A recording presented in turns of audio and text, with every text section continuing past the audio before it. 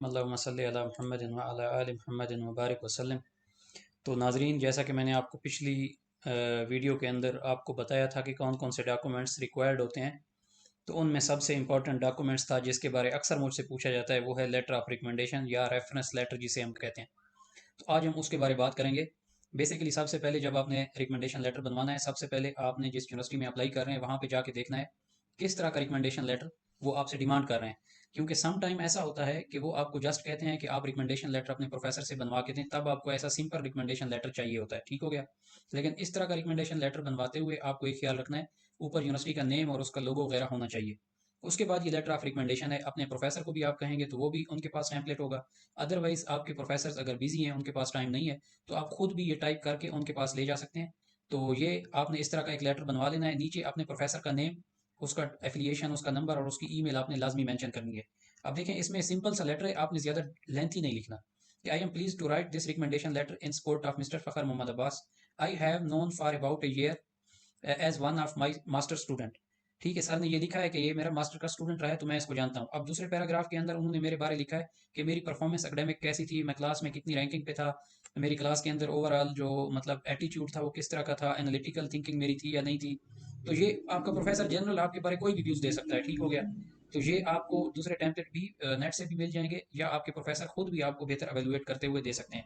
ये जस्ट उसका एक वो है, टेम्पलेट है। ठीक है। तो एंड पे उसने उन्होंने यही लिखा है कि I strongly recommend him his application for doctoral study under the scholarship. ठीक है, जो भी आप स्कॉलरशिप अप्लाई कर रहे हैं, या एक जनरल सा लेटर आप अपने पास ऐसा बनवा लें जिसमें आप यूनिवर्सिटी किसी का नाम मेंशन ना करें। एक जनरल सा लेटर हो जो आप हर यूनिवर्सिटी में अप्लाई करने के दौरान इस्तेमाल कर सकें। ये मैंने लेटर जनरल लेटर बनाया हुआ था, इसमें किसी यूनिवर्सिटी का नाम नहीं मेंशन किया हुआ था। बस सर ने ये बताया है कि मैं इसको जानता हूँ, ये मेरा अच्छा स्टूडेंट था, इसने रिसर्च पेपर पब्लिश किया है, तो मैं इसको डॉक्टरल स्टडीज़ के लिए आपकी यूनिवर्सिटी के अंदर फुली रिकमेंड करता हूँ। तो एक टेम्पलेट ये है। अब मोस्टली यूनिवर्सिटीज़ ये कहती हैं कि आपने जब रिकमेंडेशन लेटर अपना बनवा लिया है, तब आपका प्रोफेसर ही हमें ईमेल करेगा। मतलब आप अपने रिकमेंडेशन लेटर को उनको सेंड नहीं कर सकते, क्योंकि वो ये चाहते हैं कि आपके प्रोफेसर ने आपके मुतालिक जो भी बात की वो हमारे और प्रोफेसर के दरमियान रहे, स्टूडेंट को पता ही ना चले कि उन्होंने क्या रिव्यूज़ दिए। तो उसका तरीका ये होता है कि आप अपने प्रोफेसर के पास जाएं, पाकिस्तान में जिस प्रोफेसर के पास हो, या तो उनको कहें कि सर आप मेरा रिकमेंडेशन लेटर बना के ये ईमेल एड्रेस है यूनिवर्सिटी की, यहाँ पे भेज दें। या दूसरा ऑप्शन ये होता है कि सर आप इस रिकमेंडेशन लेटर पे साइन और स्टैंप लगा दें, जैसे ये लगी हुई है, और सर को कहें कि इस रिकमेंडेशन लेटर को आप एक खाकी इन्वेलप में बंद कर दें।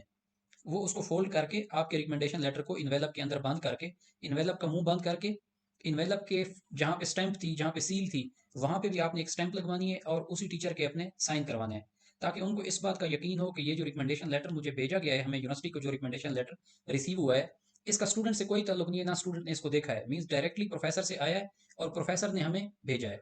तो मोस्टली यूनिवर्सिटीज़ के अंदर ये सिस्टम होता है कि वो कहते हैं recommendation letter directly professor email करे हमें, या प्रोफेसर पोस्ट करे। तो ये हो गया। दूसरा रिकमेंडेशन लेटर आता है कि यूनिवर्सिटी का अपना एक टेम्पलेट होता है, आप उसका प्रिंट निकाल के प्रोफेसर के पास जाते हो और प्रोफेसर को कहते हो कि ये आप फिल कर दें, और फिर उसको आप क्या करते हैं, वो यूनिवर्सिटी को आप सेंड करते हैं, प्रोफेसर को कह के अब ये दूसरा रिकमेंडेशन लेटर ये है, ये देखिए ये सैतामा यूनिवर्सिटी का है, ये उनका ऑलरेडी डिवेल्प्ड है, ये प्रोफेसर ने आपका नाम आपने फिल किया, अपना सारा डेटा फिल किया, ये एक्सपीरियंस, ये अब प्रोफेसर ने आपको अवेलुएट किया, ये देखें यहाँ पे कि ये एक्सेप्शनल था, आउटस्टैंडिंग था, एक्सीलेंट था।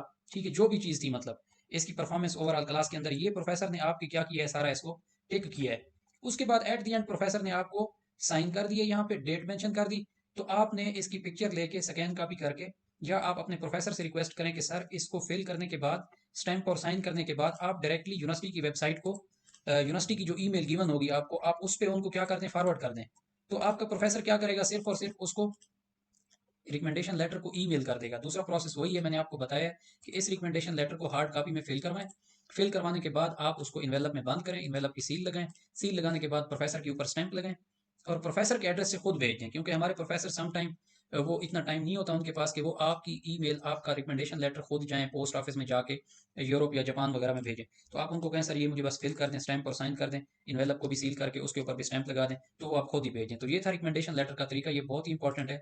आपने कोशिश करनी है कि हायर अथॉरिटी से रिकमेंडेशन लेटर बनवाना है, अपने एचओडी, चेयरमैन से, या एटलीस्ट प्रोफेसर से, या किसी पीएचडी डॉक्टर से बनवाना है। उसकी बाहर के मुल्क के अंदर बहुत ज़्यादा वर्क होती है। तो मिलते हैं नाजरीन एक अगली वीडियो के साथ। उम्मीद है कि आपको रिकमेंडेशन लेटर के बारे कुछ जो भी क्यूरीज थी आपको क्लियर हो गई होंगी। तो अगर अभी भी किसी को कोई क्वेश्चन है तो वो मुझसे कमेंट्स बार में पूछ सकता है। अस्सलाम वालेकुम, जज़ाकल्लाह खैर।